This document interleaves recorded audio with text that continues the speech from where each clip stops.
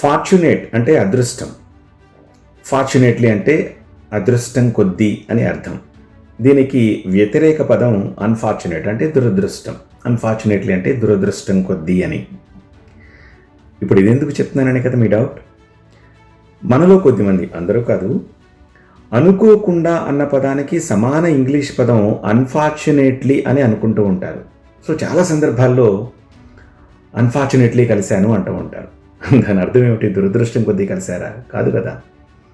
అంటే అన్ఎక్స్పెక్టెడ్లీ కలిశాను, or all of a sudden కలిశాను, యాక్సిడెంటల్లీ కలిశానని చెప్పడానికి బదులు ఈ అన్ఫార్చునేట్లీ అన్న పదాన్ని వాడేస్తూ ఉంటారు. I don't know why. ఇది ఎందుకు అట్లా సింక్ అయిందో తెలియదు, కానీ తెలుగులో ఎక్కువ మంది దీన్ని వాడేస్తూ ఉంటారు. ఇలా చెప్తే నాకు ఒక విషయం గుర్తొచ్చింది. ఒక ఉద్యోగస్తుడు తనకి ఉన్నపళంగా పెళ్లి కుదిరితే లీవ్ లెటర్లో కాజ్ ఇలా రాశాట, unfortunately my marriage is fix, so please grant me leave అని.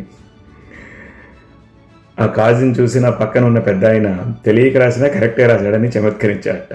సో ఆ ఉద్యోగస్తుడిని పిలిపించి వేరే లీవ్ లెటర్లో మళ్ళీ అన్ఎక్స్పెక్టెడ్లీ పెళ్లి కుదిరింది, లీవ్ ఇవ్వండి అని చెప్పి రాయించారట.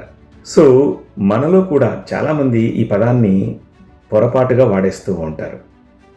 మీరు కూడా ఇది ఎక్కడైనా వినడం, చూడడం, గమనించడం లాంటిది చేస్తే ఇది వ్యాలిడ్ ఇన్ఫర్మేషన్ అనుకుంటే లైక్ చేస్తూ please share this. Thank you.